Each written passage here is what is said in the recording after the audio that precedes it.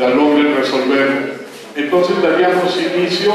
Les agradezco, soy Fernando Vela López, les agradezco de la manera más atenta que estén aquí con nosotros, sobre todo aquí los compañeros de la Facultad de Diseño de la UAM.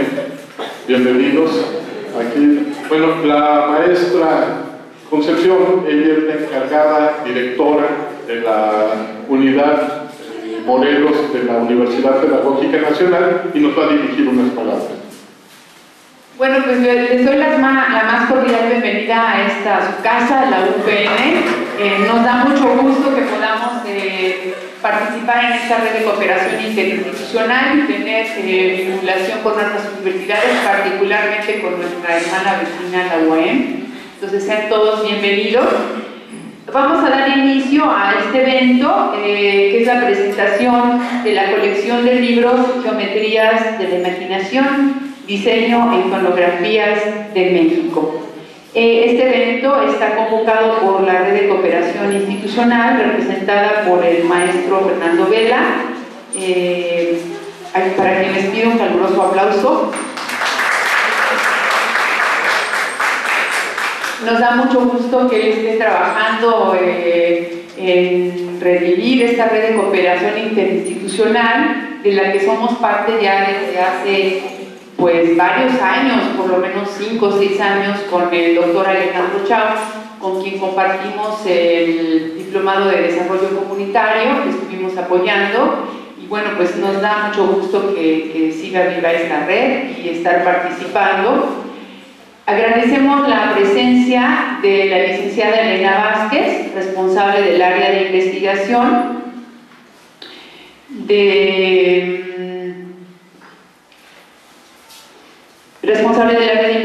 de la Dirección General de Culturas Populares. Les pido un caluroso aplauso para ella.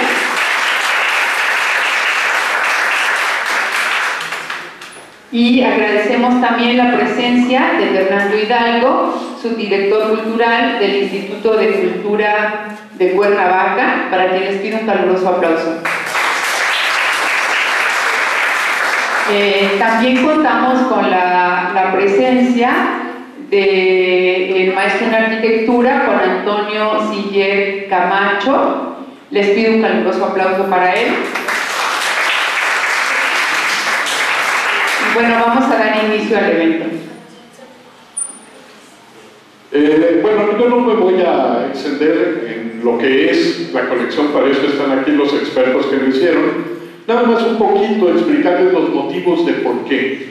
Esta es una colección de 13 volúmenes de 2 estados, si mal no recuerdo, y la preocupación desde la parte de la Red de Cooperación Interinstitucional es ver que mucha de la iconografía que manejamos, no solo el diseño, sino la gente que hace carteles para las instituciones, que ilustra libros de texto, etcétera, etcétera, pues muchas veces tomamos lo que tenemos a la mano. Y obviamente esto representa una cantidad en el volumen mucho mayor de figuras, de imágenes que vienen desde otros países. Y ahora sí que el gran valor de esta colección es que lo que les van a presentar son imágenes construidas en nuestro propio país a través de la historia de nuestra nación a lo largo de muchos siglos. Entonces pienso que puede ser un material muy importante para ustedes en el futuro.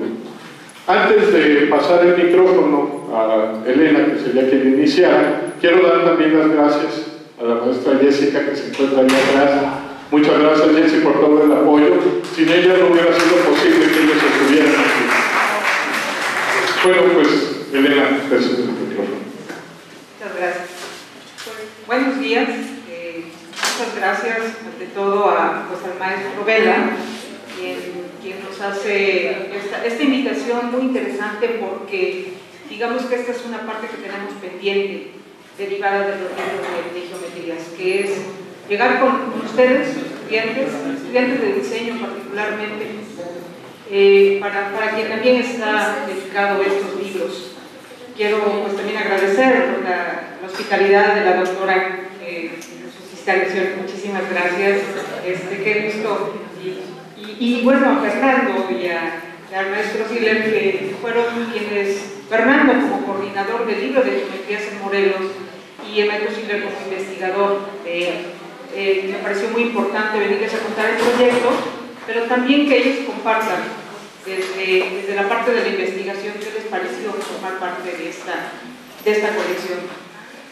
Como les decía, yo estoy en la Dirección de Culturas Populares, en la Coordinación de Arte Popular, donde básicamente, sin gran discurso, les diré que atendemos y trabajamos con los artesanos de este país. De las solicitudes más constantes que tenemos es mercado, donde vender, y la otra es, como ellos nos dicen, dennos dibujitos, porque ya no queremos hacer lo mismo. Entonces, decíamos, ¿cómo que dibujitos y cómo que los mismos? ¿Cómo que les demos? De ahí, de estas solicitudes así tan básicas, podría decirse, pensamos que era más que nosotros llevarle, era cómo recuperar de estas mismas comunidades lo que han venido generando, preservando, y que muchas veces están en los baúles de los abuelos, están en los trastes tirados en los patios de las casas, y que como nos es tan cercano, tan propio, ya no lo vemos como una posibilidad de revitalizar o de ahí de retomar cosas o pensar que esto es algo que tendremos que guardar. Y así es como pensamos en ¿por qué no hacemos bancos de imágenes? Y así es como le empezamos a llamar. Hagamos bancos de imágenes que nos permita después devolverles lo que ellos tienen perdido, guardado, olvidado, pero ¿cuál era el reto? De no solo recuperar, hacerlos bonitos, volverlos a presentar, sino qué nos está contando cada uno de ellos. Comprenderán que en la dirección somos muy pocas personas, no nos iba a dar ni tiempo, ni recurso, ni humano, ni material para poderlo hacer. Pero además, sabiendo la cantidad de especialistas que han venido trabajando esta parte iconográfica, dijimos, pues ¿por qué no? Vamos intentando en los estados, vamos oyendo con qué instancias de cultura, de investigación podríamos apoyarnos. Y por supuesto, lo primero que se nos ocurrió fue pues, el INAH. ¿Quién tiene la gran cantidad de imágenes de registro, sobre todo de la parte arqueológica? Pues el INAH. ¿Por qué? Pues porque, insisto, no queríamos simplemente hacer bancos de imágenes que fueran muy bonitas, pero que estuviera pasando, o nosotros desde la coordinación estar haciendo lo que se venía haciendo en otras instancias, que era que tener una imagen, les pongo un ejemplo muy básico que es el cartucho, le dicen en Veracruz, el alcatraz, gracias. Y se lo llevan a todos los artesanos. Sí, sí. Y todo, al ratito, todos los artesanos de todo el país están haciendo alcatraces. En jarros, en servilletas, muy bonito, sin duda, pero sin identidad. No decía más nada. Muy mexicano. Ah, pues es muy mexicano porque lo vemos en las imágenes que hacía Diego Rivera y Frida Kahlo, ¿no? Es muy mexicano, porque eso es lo mexicano. Entonces, pues ese es el gran reto que se plantea. Hacer bancos de imágenes, sistematizarlas y luego entonces hacer estas publicaciones que de primera instancia fueran para los artesanos. Así lo pensamos, así de general, así de básico, y empezamos a hacer la invitación en primera instancia a quien se acerca es Tlaxcala, el cual nos parece fantástico, porque es un estado chiquito. Y dijimos, pues vamos a empezar por Tlaxcala, vamos a hacer el intento con el INAH. Y los investigadores mismos al inicio nos decían, no, pero ¿cómo? Si lo que yo tengo, sí tengo mucho registro, pero para diseño. Entonces yo me imagino, a su vez, que ellos imaginaban que iban a dibujar Xochicalco, por ejemplo. Entonces cuando empezamos a ver las pinturas fantásticas de Xochicalco, que no sé si ustedes las conozcan, y empezar a analizar las imágenes que ellos ya habían hecho, pero cómo irla desagregando. Fue un descubrimiento tanto para ellos como para nosotros. Cómo cada imagen, siempre pensada en cómo la podían aplicar los artesanos, pero que a su vez cada imagen, y ese era el reto para los investigadores, cómo cada imagen nos pudiera ir diciendo una historia que en su conjunto nos permitiera entender qué era la historia de Tlaxcala. Fue realmente un descubrimiento tanto para nosotros en la coordinación, puedo decirles que para los investigadores, y creo que para los mismos artesanos ahora que ya están aplicando en sus vasijas, sobre todo el barro, que más lo han retomado, pues ha sido un ejercicio muy interesante y como ese, como ya lo decía el maestro Vela, lo hemos logrado replicar en 13 estados y ahorita llevamos ya 14 libros. Y ya hablo de 14 porque apenas la semana pasada ya nos entregaron la publicación del libro de Guerrero.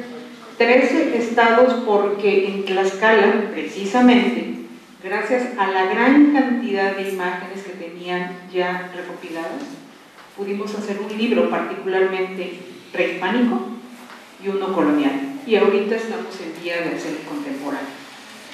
En este momento va a estar corriendo una presentación en la que ustedes van a ver cómo nosotros hemos ido formando estos libros, que tiene dos componentes, que es por época y por motivo. Es decir, prehispánico, y dentro del prehispánico van a encontrar antropomorfos, fitomorfos, zoomorfos, geométricos, astros, y van a ver, hicimos algunos comparativos de, por ejemplo, antropomorfos de distintos estados. Y luego van a ver los distintos soportes de donde han salido y cómo quedan vectorizados. Ustedes, cuando yo les digo vectorizados, creo que saben perfectamente de qué estamos hablando. Se trabajan en Illustrator, se vectorizan y tratamos de que quede lo más fiel posible a lo que quiso hacer quien lo formó, quien lo creó, quien lo inventó, por decirlo así. Y eso es lo que ustedes van a ver. ¿Cuál ha sido todo lo que se ha logrado desatar? Además de que ya los artesanos lo estén tomando. ¿Sí?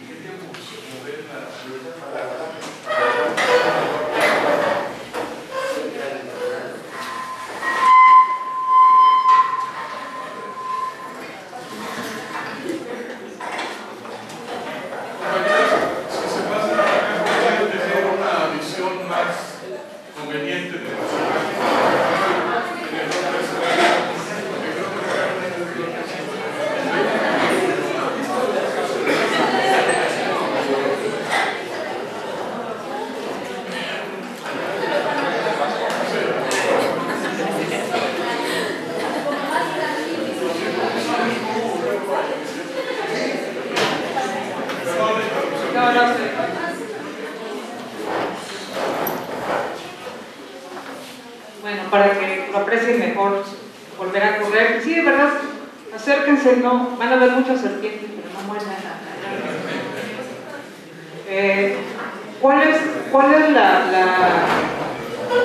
¿Cuál es el gran aporte? Todo eso que ustedes van a ver ahí, que esa es la parte tardada, densa, es el vectorizar.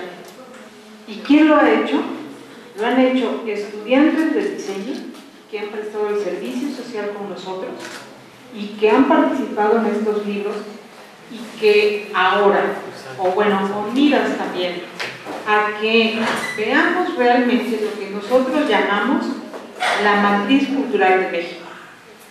Dejemos de pensar que solamente los mexicanos Frida o Diego Rivera, cuando ellos mismos abrevaron de todo esto que están viendo aquí, pero que también pocas veces vemos de manera suelta, por partes, o que podemos creer que podemos aplicar.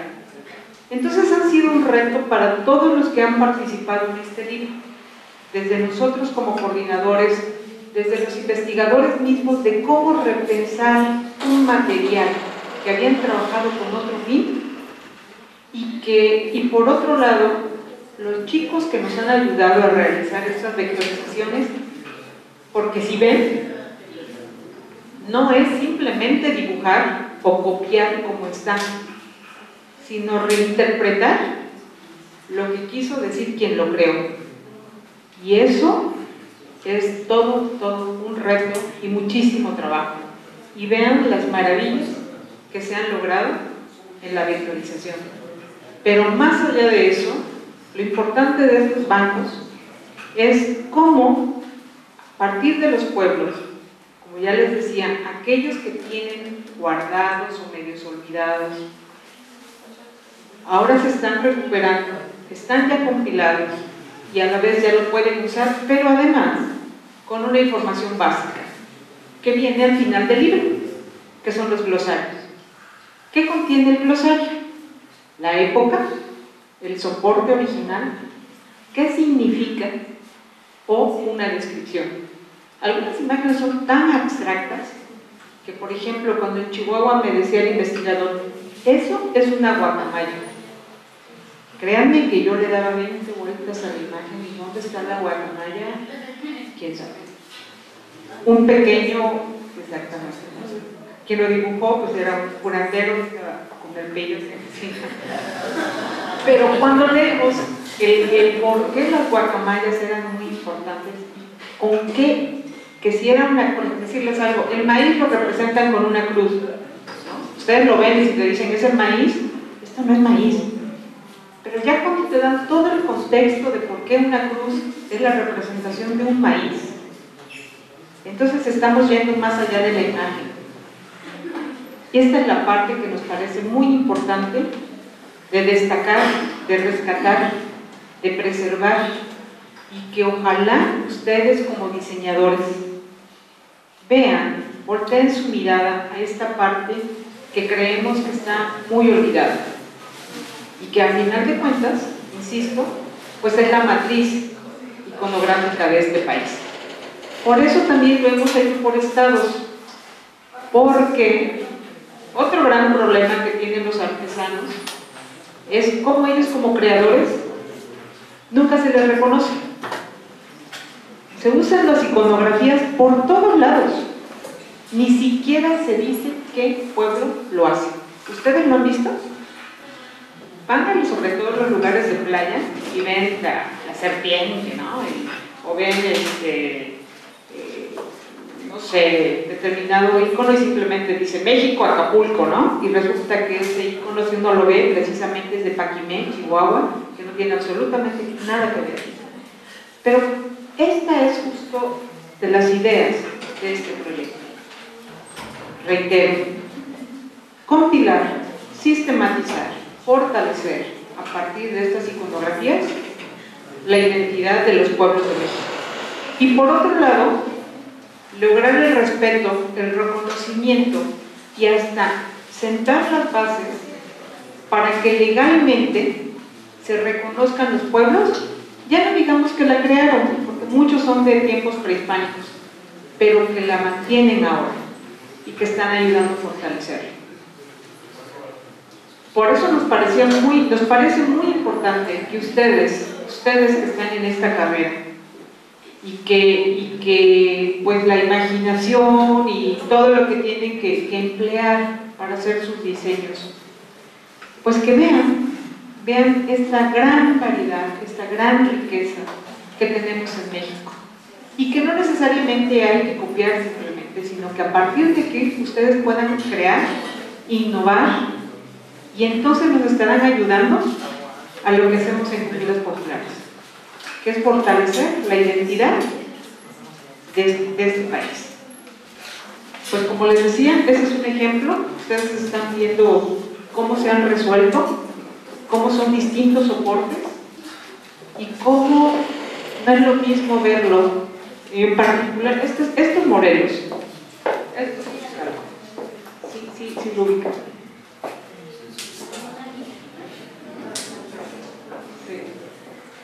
Y entonces, para que vean cómo hay que cuidar las texturas, cómo hay que cuidar las terminaciones, cómo solucionar los planos, porque ven, esta no es una figura plana,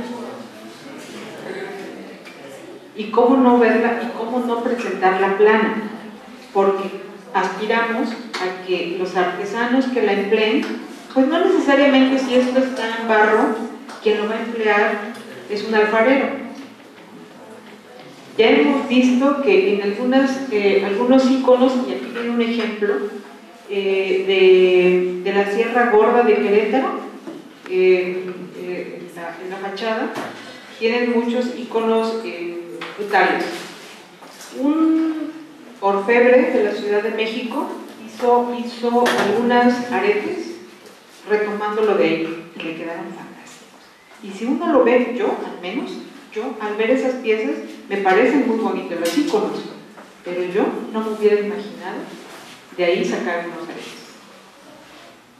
Por eso y estos son algunos ejemplos de cómo han retomado los iconos. Estos nos han llegado de casualidad, o sea, no es que hayamos ido a los estados a ver cómo lo han retomado, sino que los hemos conocido circunstancialmente y quisimos traérselos de ejemplo. Por ejemplo, Querétaro, en su página, dijo: yo quiero que ya electrónicamente ya cada botón sea un icono, que se vayan reconociendo. Este es un ejemplo de unos chicos que hacen playeras, hacen unas aplicaciones con proyecto PACMIC. Estas son las joyas que les digo, estos son los aretes, y cómo logró solucionar el orfebre los planos, ¿no? También cómo lo aplicó. Esto es paquime, y véanlo cómo lo trasladaron de una olla a popotillo, a cajas, dibujos hechos con popotillo. Y esta es la otra parte que también ha sido muy interesante. Este material da para mucho. Cuando nos invitaron en la Vasconcelos del Día del Niño, pues les llevamos a los niños a dibujar, a rayar, completar, contarles la historia al final del dibujo que ellos hubieran elegido. Muchos de ellos hacíamos la broma y les decíamos: ¿en qué caricatura sale este? Claro, decían Bob Esponja, cualquier cantidad de cosas, ¿no? Y era increíble, algunas cosas sí se parecen. Entonces les decía: ¿ya ven? ¿Qué nos llega de los otros lados? Esto lo inventaron hace miles y miles y miles de años y están pintadas en unas cuevas, en tal lugar, ¿no? Entonces cuando les poníamos el soporte original, los niños se sorprendían mucho. Pues sí, porque lo ven así, porque además los iconos que elegimos que parecieran caricaturas, que fueran amables, digamos, ¿no? Y la otra parte fue talleres con chicos de Iztapalapa, en situación vulnerable, chicos que están intentando dejar la droga, dejar el alcohol, y la problemática que ellos planteaban era: es que no somos de ningún lado. Mis abuelos son de Oaxaca, mis otros abuelos son de Guerrero, y yo no soy de ningún lado. Entonces, por lo mismo, pues andan por todos lados, para todos lados, y sintiéndose parte de nada. Y ahí es donde dijimos: a ver, trabajemos un asunto de identidad y trabajémoslo a partir de los iconos.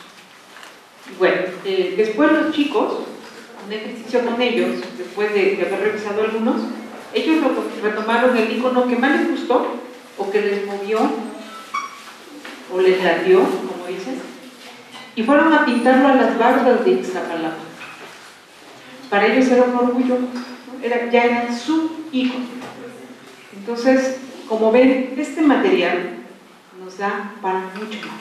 Pensado inicialmente, en primera instancia, para los artesanos, después para los estudiantes de diseño o todo el interesado en el diseño mexicano, y pues bueno, pues es este material que nos ha ido sirviendo para eso y muchísimo más. Entonces, pues les invito a que conozcan esta colección. Ojalá les sirva en su futuro quehacer, y pues bueno, esperemos en algún momento se acerquen, y si quieren participar utilizando en estos libros, pues van a ser muy, muy bienvenidos, que les sirva de práctica para ustedes, que realmente apliquen lo que están aprendiendo, pero que además agucen el ojo hacia esto que de repente parece tan perdido, y que yo quiero creer más bien que está por ahí medio guardadito, y que tenemos que revitalizar y actualizar. Pues muchas gracias.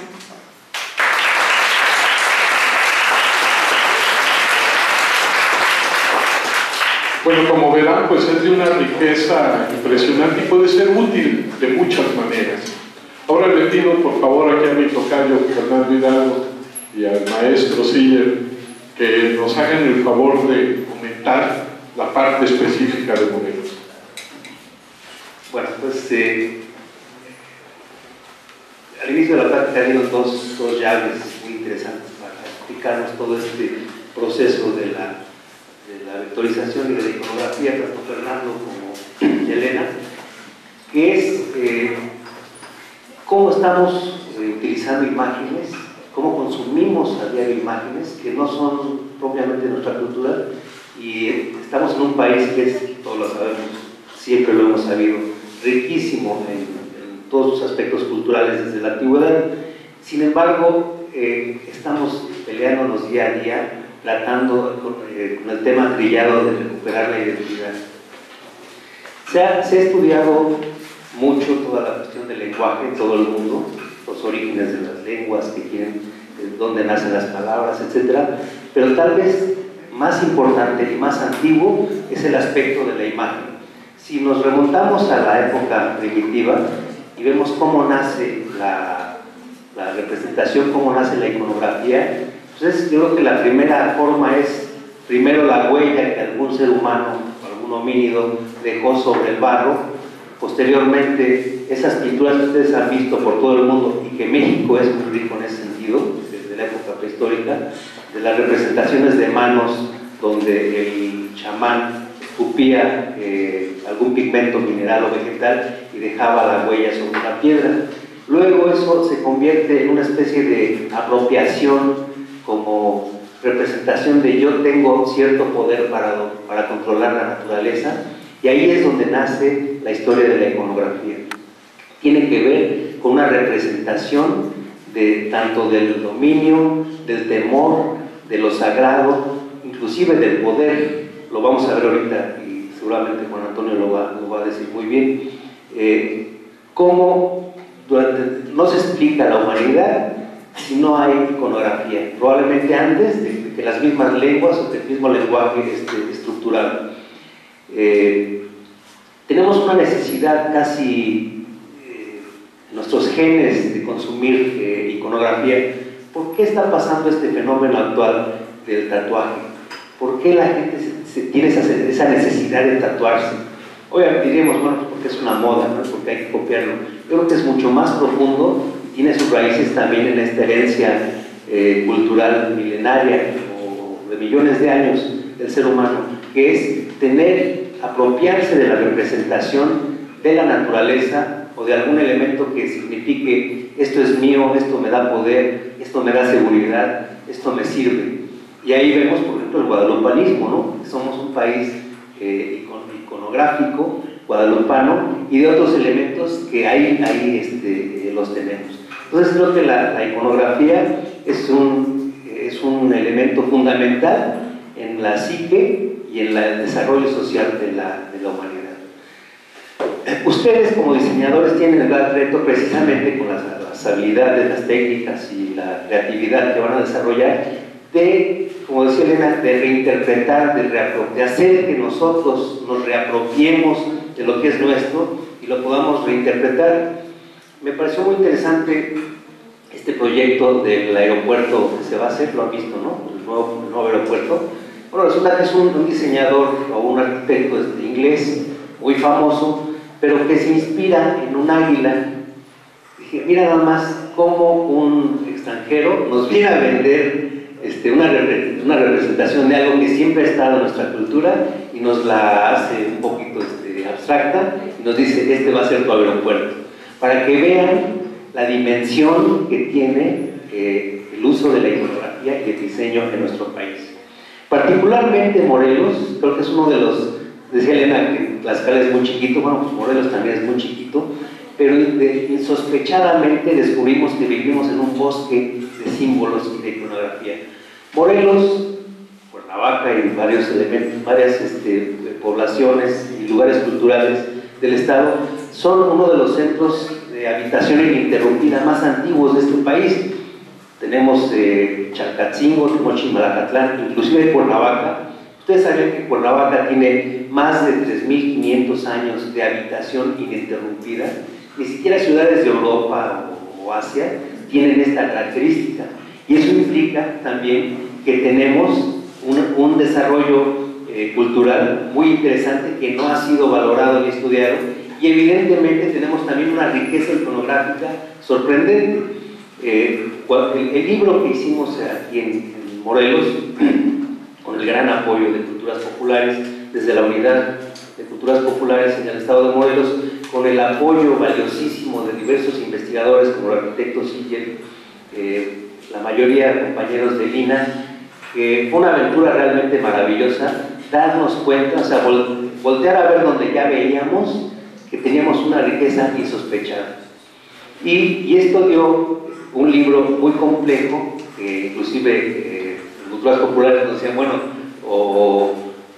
hagan de cuenta que nos decían, ¿quieres un reloj de péndulo o quieres con cucú? Y nosotros decíamos, queremos cucú con péndulo. Y bueno, el libro funciona un poquito en ese sentido, porque tenía una construcción desde el punto de vista cronológico, desde el punto de vista temático, pero también una división cultural. Es decir, comenzamos desde arte rupestre, seguimos con el arte prehispánico, en las diferentes formas, zoomorfo, fitomorfo, o sea, formas animales, vegetales, humanas, estelares, etc. Y acabamos con arte popular morelense, y específicamente papel picado de Ocotepec. ¿Quién se imaginaría que esas figuras que hacen los ocotepequenses representan cientos o tal vez miles de años de cultura que se ha ido heredando y se ha ido reinterpretando por los pueblos, por la cultura popular? Entonces, lo interesante de este trabajo es que lo vemos en la manera de la presentación, me parece estupenda, no la había visto, de cómo una figura que tiene un dibujo, un icono, puede ser trasladado a dos planos, a blanco y negro, en línea, y eso puede dar, como les decía, hasta para el diseño de un aeropuerto, ¿no? El objetivo que siempre se planteó, y lo dijo muy bien Elena, fue que esto sirviera para que los artesanos del país, y específicamente los de Morelos, se reapropiaran de esa gran cultura, de esa gran riqueza iconográfica que tenemos. Y cuando hicimos la presentación, convocamos a 300 artesanos a través de la Unidad de Culturas Populares, a los cuales se les entregó en mano su libro, y esto derivó en varias experiencias maravillosas. Primero, que no solo llegaron los artesanos, nos llegaron tatuadores, que eso fue sensacional, precisamente lo que les decía, cómo logramos que el chavo de la calle se reapropie de, no sé, una figura de un Quetzalcóatl rarísimo que hay en una cueva, o precisamente de los soles y las estrellas que están en un papel picado de Ocotepec, y lo plasme en su cuerpo. Pero no fue solo ahí, fue más allá. Inclusive nos llegaron reposteros, amigos, que ya empezaron a hacer galletas con duya, chocolate, con representaciones de iconografía de Morelos. Eso me parece realmente sorprendente. Entonces, estamos realmente ante una especie de estas cosas místicas de la Edad Media, como una caja mágica, que uno la abre y puede tener múltiples representaciones mágicas, digamos, y que sirven para nuestra vida cotidiana, que nos dan identidad, pero que también reflejan ese gran espíritu estético que siempre hemos tenido los mexicanos, sobre todo los mexicanos antiguos, y que desafortunadamente a veces estamos viendo para otro lado. Este libro de iconografía de Morelos, intencionadamente, al empezar a compartir los materiales que cada investigador traía, nos dimos cuenta que no nos iba, el libro nos quedaba muy chiquito, que era realmente un inmenso, y especialmente Cuernavaca, fíjense, no nos damos cuenta, pero especialmente Cuernavaca es un lugar muy rico en iconografía. Ahora, afortunadamente, desde el Ayuntamiento de Cuernavaca, con el apoyo de Culturas Populares, vamos a trabajar el libro nada más de iconografía de Cuernavaca, que no nos metimos en tocarlo. Si yo les digo, a ver, díganme alguna figura, escultura, dibujo, etcétera, que inmediatamente les recuerde de Cuernavaca, rápidamente. Las cosas que están en Guayana, ¿no? Pero realmente no sé qué es como una casita. Bueno, mira, el Cuescomate. Bueno, ahí tienes un símbolo que es totalmente morense. Es la arquitectura prehispánica. Sí. A ver, mira, justo eso es lo que decimos, cómo resolvemos. Y es un muy buen ejemplo. Si yo te digo como diseñador que lo vectorices, ¿de qué lado lo tomas? ¿Cómo para vectorizarlo? Para hacerlo dibujo. Ah, pues de frente, ¿no? Porque creo que es un poco complejo. Hay una parte que está compleja, entonces esa sería la parte que usaría. Pero ¿no te parece que si lo vemos así, de frente, lo estamos distorsionando porque no sabemos cómo se resuelve atrás? ¿No? O sea, si yo no conociera el Cuescomate, yo lo veo de frente, imagínatelo de frente dibujado. Para mí no me diría mucho, ¿no? Sí, igual la gente podría confundir sin no saber qué es. Exactamente. Y porque tiene un sentido el que esté construido de tal manera y que el techo sea de cierta manera, ¿no? Porque es para conservar granos. Entonces, ese era el reto y el reto que tenemos con cada investigador. ¿Alguien conoce las piezas de Ocumicho? Los diablitos de Ocumicho. Son piezas, todas son diablitos. Entonces representa, por ejemplo, al carretonero, a distintos oficios, pero todos son diablos, moviéndose, bailando, pero están en un carro, están en una carroza, en fin. Y entonces la investigadora de Michoacán decía, es que tiene que ir Ocumicho porque es identitario de Michoacán. Yo le decía, sí, perfecto, pero en lugar de estar abonando, lo estamos distorsionando. Porque yo puedo verlo de frente, pero ¿y entonces cómo está al lado? La pierna la tiene flexionada, volteada, las manos hacia arriba. O sea, ustedes como diseñadores imaginen. Entonces, eso decidimos no ponerlo porque no hay manera de resolverlo, y si lo dibujamos estamos dibujando una parte, no estamos realmente mostrando lo que el creador quiso decir. Estamos mostrando la parte que incluso nos llamó la atención a nosotros. Entonces, cada libro nos va presentando ese tipo de retos. Y ahí es donde los chicos, o ustedes, chicos como ustedes, nos han ayudado a cómo resolver. Hasta estas partes arquitectónicas, que son las más complicadas porque no son planes, ha sido un gran reto. Y nos han dicho cómo hacerlo, cómo solucionarlo. Yo puedo ver la interpretación de la imagen, pero técnicamente solo chicos como ustedes. Bueno, perdón, Fernando. No te preocupes, gracias por la robada. Bueno, pues qué bueno que ese ejemplo nos está sirviendo mucho. Esta parte técnica que dice Elena, pero imagínate que, obviamente, que fueras tú un indígena del siglo XIV que dibuja un mapa y en el mapa dice, es un pueblo, por cierto, ella es de Veracruz, hay un pueblo que se llama Coscomatepec, que es precisamente un lugar donde la Coscomates. Imagínate que tú estás tratando de hacer un mapa, eres un tlacuilo, y vas a diseñar la representación del Coscomate para ese mapa. Lo interesante de este trabajo es cómo podemos traer a nuestra época actual miles de años de cultura y reinterpretarlos y que vuelvan a tener significado. Por una parte está lo que tú decías, la representación, la forma, ¿no? Está el techo cónico hacia arriba y la parte de abajo. Pero también hay un significado, esa figura, esa forma cónica tiene que ver, obviamente, para que el agua resbale y para que las ratas o los roedores no se suban.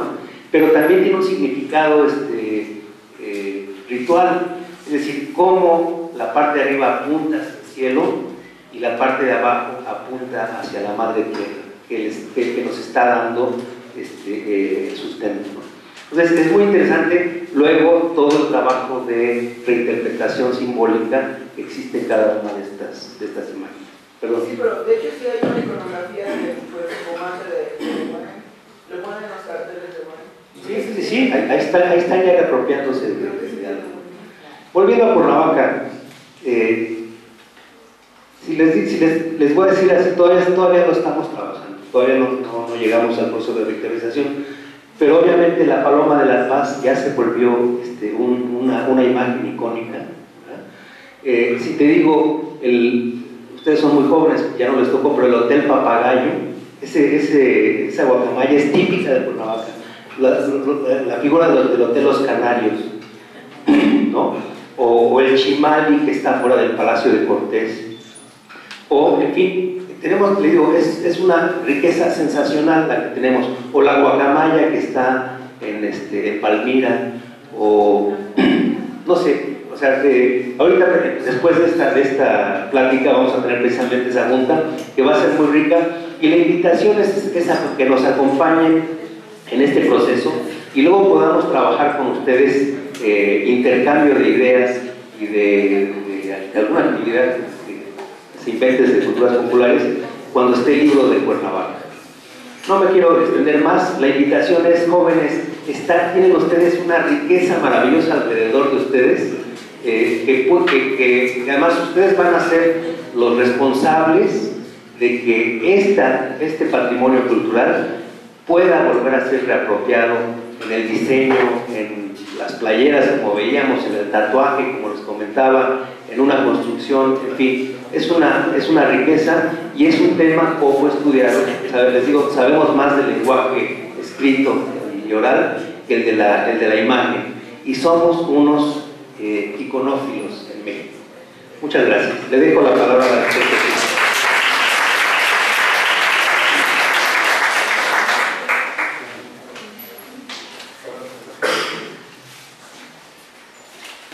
Muchas gracias. Es un honor estar aquí en esta escuela, es un gusto, agradezco compartir esta experiencia de este primer libro y de este segundo que Fernando nos ha motivado y nos ha invitado a continuar con el trabajo. Yo agregaría a las intervenciones anteriores para comparto y para no repetir cómo se hace. O sea, yo desde mi formación soy arquitecto y soy arqueólogo, cómo se hace una investigación y cómo se procesa. Ustedes ya vieron a través de la presentación cómo se digitaliza, cómo se dibuja y luego la estructura de un libro. Pero tenemos que irnos un poco más atrás, es decir, la presencia del diseño viene desde época prehistórica. Lo tenemos en el arte parietal, lo tenemos en las barrancas con muchos grabados, pinturas, que en el libro de Morelos, Iconografía, que es un libro ya agotado, que se vuelve a editar, se recogió. Y creo que la gran fortuna de este libro, a diferencia de nosotros, los 13, es que tiene una perspectiva histórica. Es decir, el arte transcurre en el tiempo con apropiaciones, sustituciones, como decía Guillermo Bonfil, la culturación sustitutiva o aditiva, o el sincretismo, donde las cosas se suman y son un nuevo elemento.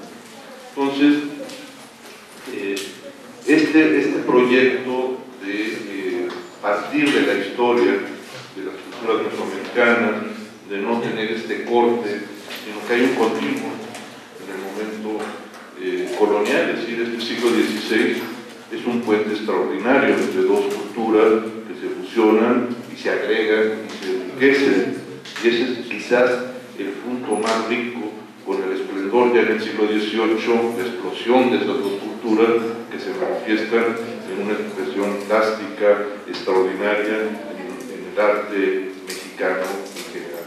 El siglo XIX es una incorporación de otros elementos académicos que se suman a esa expresión criolla, a esa expresión enohispana, y el siglo XX, tan golpeado, mencionado, ya hace un momento comentábamos la obra de nuestro Conda, de Candela, Macheto, Hannes Meyer, director de la escuela de la Bauhaus. Ustedes han estudiado algo al respecto.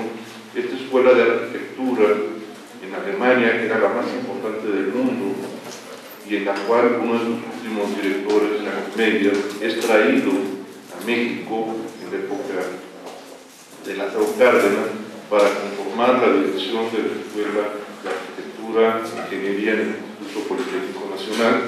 Él viene directamente de Alemania a México. O sea, tuvimos la fortuna de tener a uno de los académicos y directores de la escuela más importante de diseño y de arquitectura del mundo, y que estuvo en México y que participa aquí en Morelos.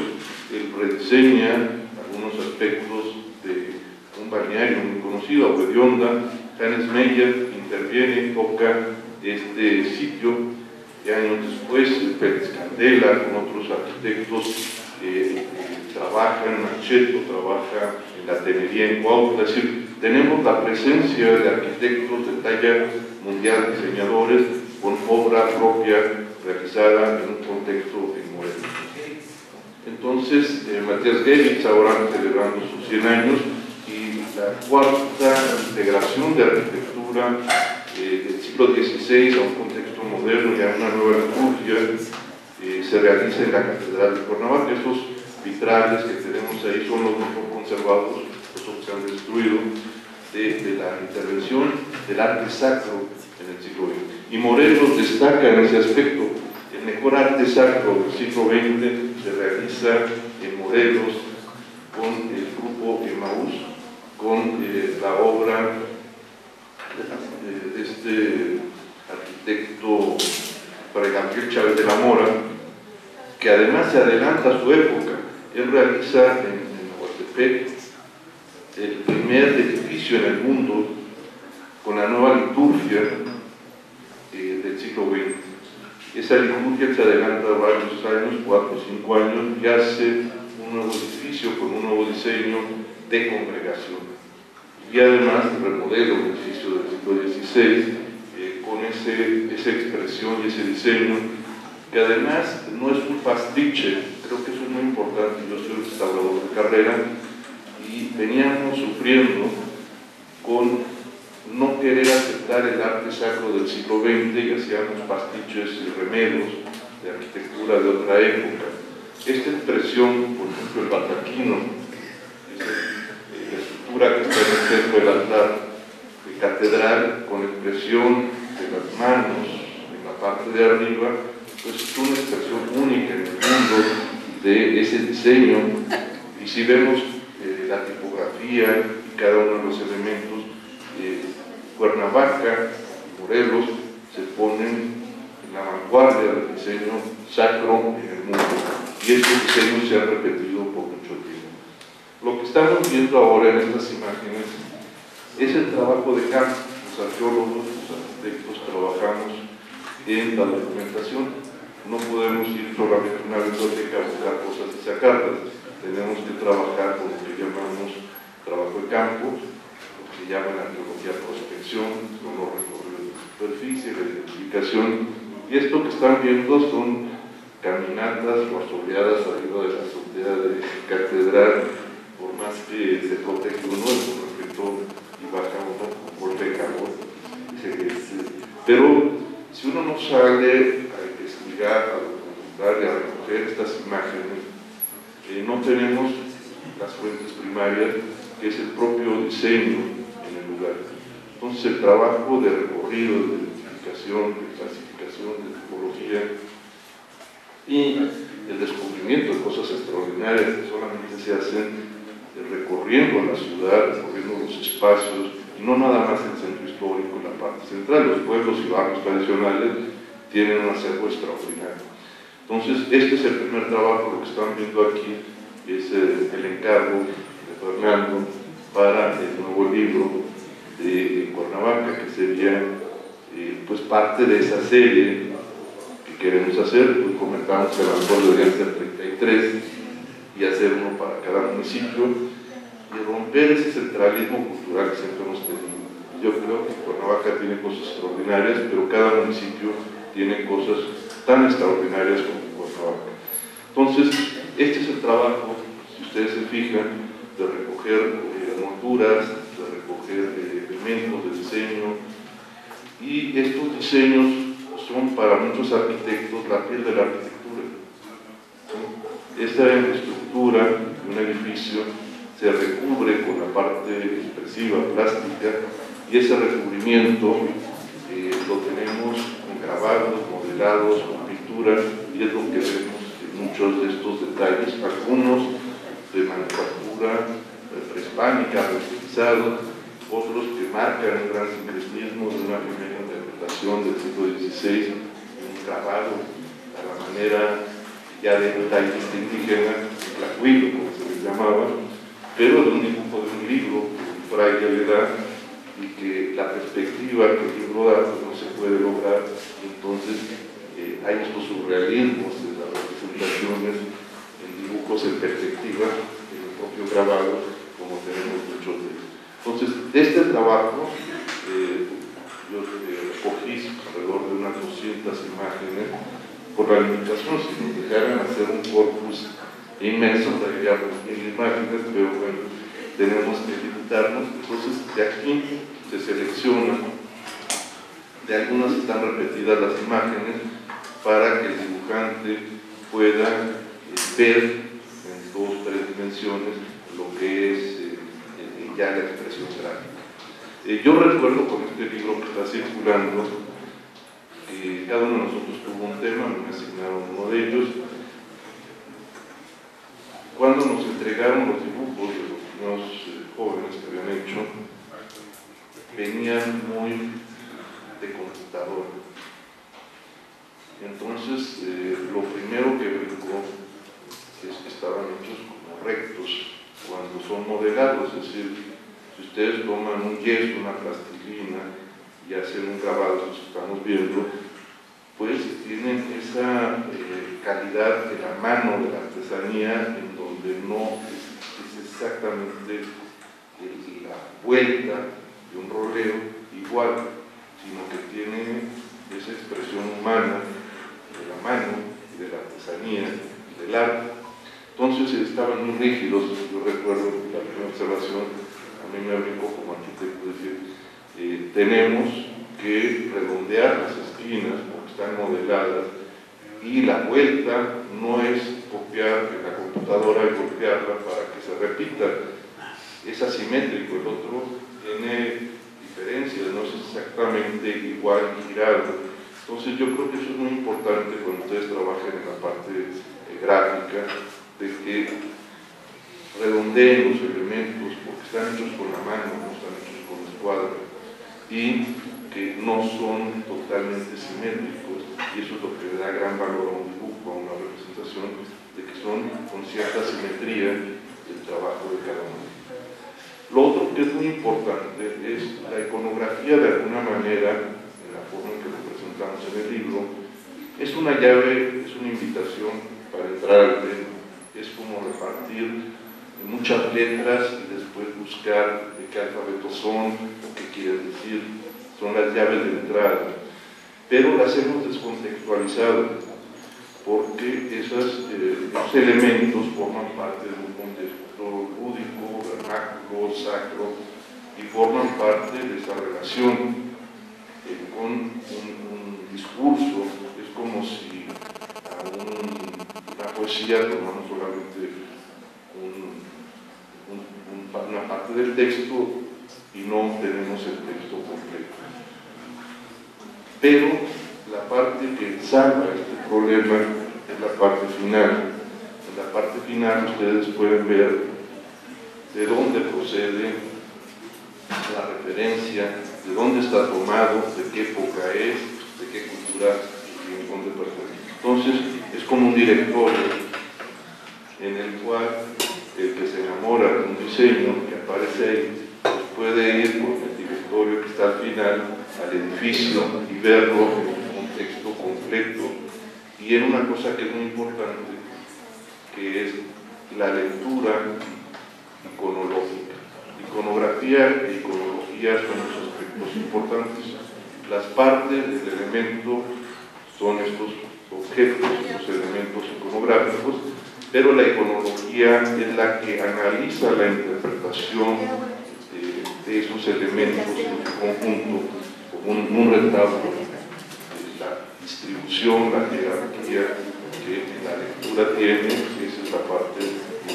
Entonces, el libro cumple con ese aspecto de referencia histórica en la parte final y de poder ser una invitación para la imaginación, para el diseño y para la investigación y estudio, y lo agregaría, porque nos abre esa posibilidad de conocer nuestra cultura en un ámbito y en una trayectoria histórica. Los usos, han comentado que pueden ser artesanales, artísticos. Yo los acabo de usar en 2 libros que editamos sobre el patrimonio cultural del Estado de Morelos. Uno de ellos fue presentado en la Feria Internacional del Libro en 2014, el otro se presentó este año, a principio de año. Voy a donar 2 de estos libros aquí a la escuela y me gustaría también presentarlos y comentarlos.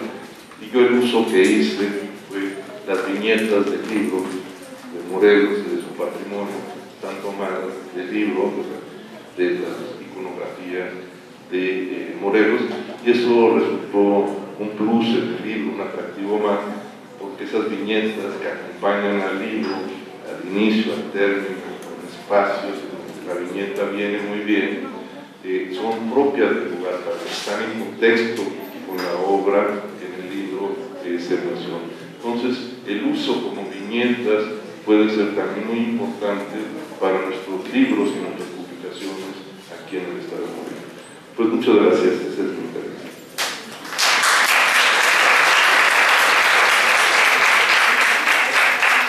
Para cerrar, perdón la interrupción, pero no nos encanta interrumpir, no importa.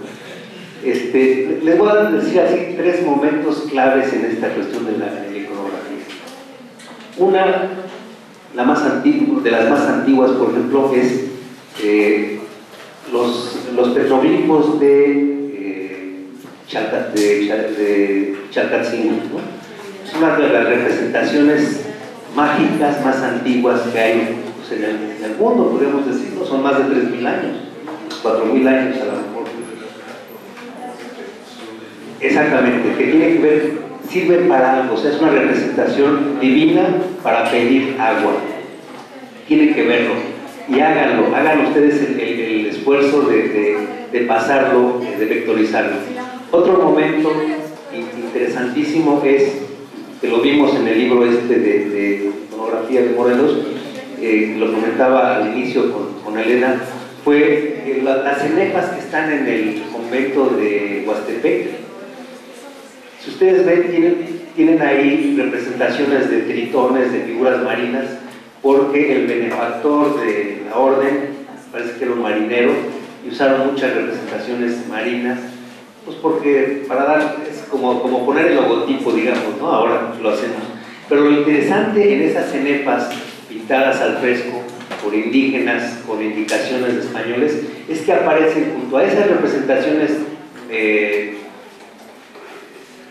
idealizadas europeas de elementos marinos, de seres raros marinos, aparece la representación de las aves que ahí por primera vez vieron los españoles en tierras morelenses, calandrias, censontes, varios pájaros que son los que estaban viendo en esa época, están representados en ese mural.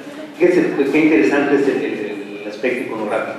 Y otra que les recomiendo que vayan a verla, hay una reproducción en el Palacio de Cortés, en la sala que corresponde al marquesado, que es cuando Cortés ya se apropia de las tierras de Cuauhnáhuac, algunos caciques tenían todavía ciertos derechos a ciertas tierras y obviamente los españoles se las fueron quitando. Entonces hay unas representaciones de códices en papel amate donde hay una especie de juicio para ver de quién está la tierra y está reclamando el cacique indígena contra el español, y ahí vemos la primera representación, jóvenes, de una milpa, o sea, de un terreno con la caña que por primera vez se siembra en Morelos. Entonces tuvieron que, los tlacuilos indígenas en la época de contacto, tuvieron que reinventar o reinterpretar algo que nunca habían visto, que era la caña de azúcar. Y ahí tenemos la primera representación de la caña de azúcar en las manos de un tlacuilo. Estos 3 momentos se los recomiendo que los vean, los investiguen y hagan el esfuerzo de vectorizarlos. Gracias.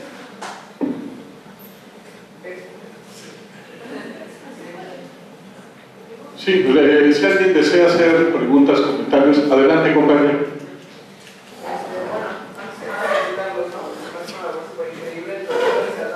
Darle algo de identidad más al país. Después me surge una duda acerca de la iconografía, no está todo el libro, ¿no? Pero yo como diseñador quiero elaborar un objeto, un producto que tenga esa iconografía, ¿la tengo al alcance? ¿O cómo puedo conseguirla? ¿Tiene derechos de autor? Mira,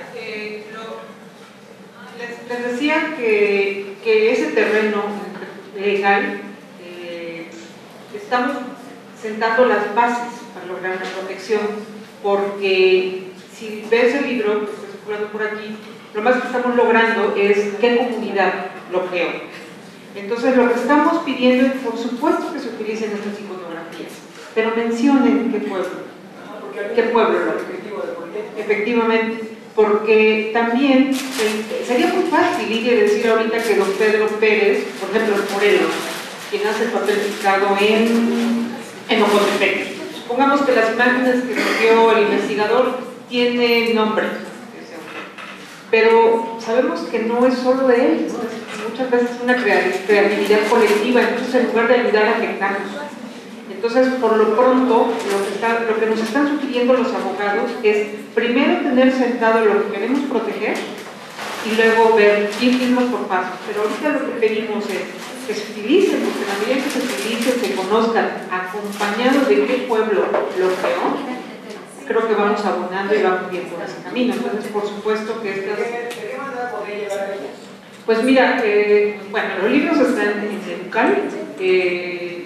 Siempre buscamos que no pierda la calidad el libro, si lo ven, pero que sea muy accesible en precio. De hecho, las segundas ediciones están bien baratas. Estoy hablando de 70 pesos, 80 pesos, en las tiendas de Educal. En el Palacio de Cortés y en el Jardín Borda todavía hay algunos libros. Y bueno, de hecho Morelos creo que ya se está acabando, y pues nos está rebasando, porque cada año estábamos reimprimiendo aquellos que se acababan, pero ahorita se nos están acabando varios títulos a la vez, pero esa es la intención. La gran ventaja es que ya la segunda edición sale mucho más barata, aunque en realidad el precio promedio es de 140 pesos, justo pensando que sea muy accesible. A los artesanos de los pueblos se los regalamos, no a todos, sería imposible, pero sí a los grupos, y pensando que la otra parte que queremos que les llegue es a ustedes, los estudiantes. Y entonces, pues vamos a ver, y sí, lo que menciona Fernando de volverse digital es justo, no se ha logrado por esta protección que tenemos aquí, ¿sí? Porque al ratito vayan a publicar el libro por otro lado completito y nos metemos en problemas, no nosotros, sino para con los investigadores. Así es que se está publicando que cedí los derechos con la multa por tal tiraje y lo están sacando. Entonces sí es todo un... Para un diseñador siempre es más fácil tomar el archivo digital y de ahí sacar el diseñador. Y pues estamos en eso, porque sí, desde hace como 4 libros, lo estoy hablando hace unos 5 años, estamos con esa idea de poder ¿no? Pero eso es lo que nos han dicho, que tengamos esa cuidado.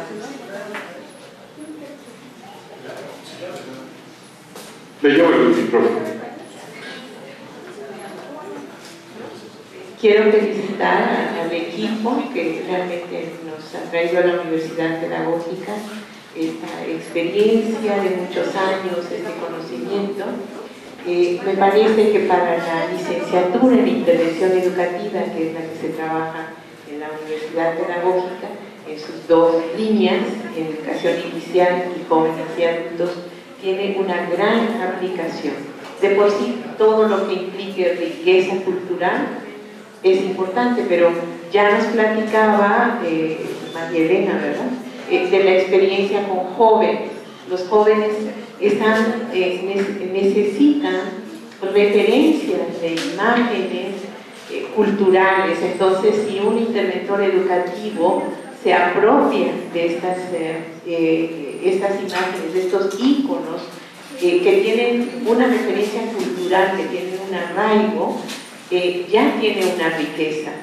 Y también para educación inicial, los ambientes de aprendizaje que tienen las educadoras, las jóvenes educadoras de educación inicial requieren a veces imágenes y están buscando Walt Disney y estas cosas, cuando tenemos nosotros imágenes muy propias que pueden ayudar desde pequeños a desarrollar una sensibilidad hacia la propia cultura. Gracias. ¿Alguien más desea intervenir? No.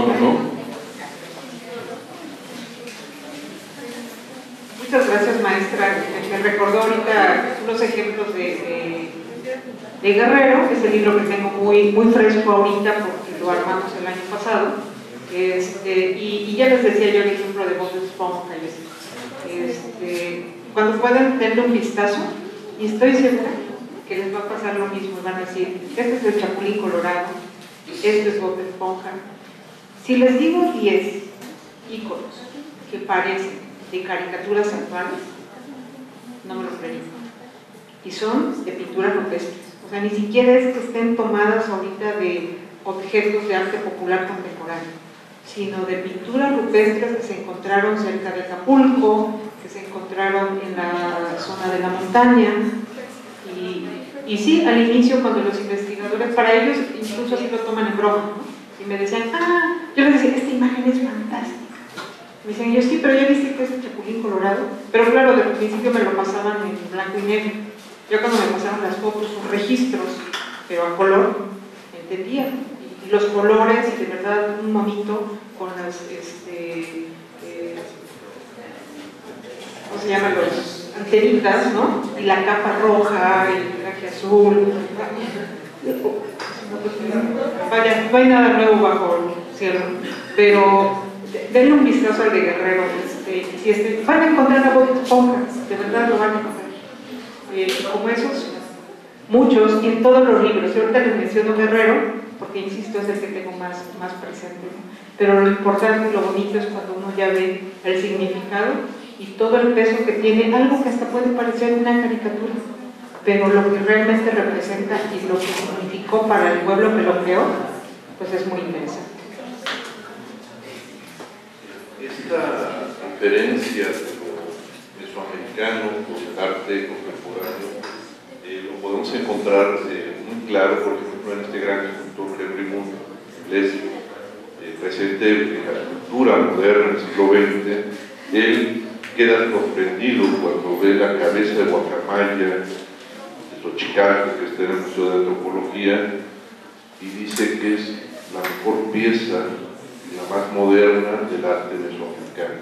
Es decir, esa síntesis que tiene ese pedazo de Guacamaya, solamente se encontró una de las 4 que debió haber tenido de cada esquina, pero esa síntesis del círculo, del pico, con una silueta tallada en piedra, es extraordinaria para el arte moderno, para el arte mesoamericano, y de igual forma él reconoce que el chacmón que encontró formó parte sustantiva y fundamental de su diseño de figuras sedentes del siglo XX, en esa gran obra que él desarrolló como escultor.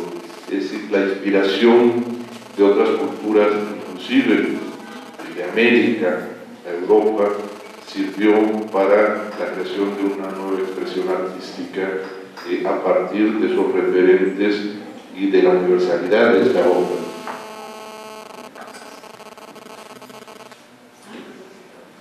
¿Alguien más desea intervenir? No. Bueno, deseo hacer algunos comentarios, no hay problema. En este caso, yo les pediría a ustedes que se adentraran en el conocimiento de esto, van a encontrar cosas fantásticas. Por ejemplo, los colores son parte del lenguaje escrito. Nosotros no estamos acostumbrados a eso, utilizamos una escritura fonética y básicamente en blanco y negro. Sin embargo, la escritura de la náhuatl pues considera los colores como parte de ese lenguaje. Por otro lado, quería preguntarle, Elena, ¿había posibilidad de que, además de que se buscaran en Educar, que pudiéramos tener acceso a alguna de las colecciones para las bibliotecas, tanto de la Facultad de Diseño como de la UPN? Ellos tienen licenciaturas en intervención educativa, en educación indígena, entonces, bueno, el efecto se multiplicaría. Y por otro lado, quisiera darle, por favor, los oídos a María Elena. Bueno, volverlo digital para el compañero pues es relativamente fácil. Hay programas que te permiten escanearlo y luego lo desescaneas y puedes manipularlo, ¿no? Entonces, nada más dando siempre la preferencia, por favor. Y bueno, maestra, no sé si nos hace el favor nada más de cerrar. Pues ha sido un honor para la Universidad Pedagógica Nacional contar con la visita de ustedes y pues les felicito por sus valiosísimas intervenciones. Y estábamos platicando con el arquitecto Siquier la posibilidad de presentar en agosto el libro Patrimonio Cultural del Estado de Morelos, que se los voy anunciando, que vamos a agendar. Gracias a todos por su participación.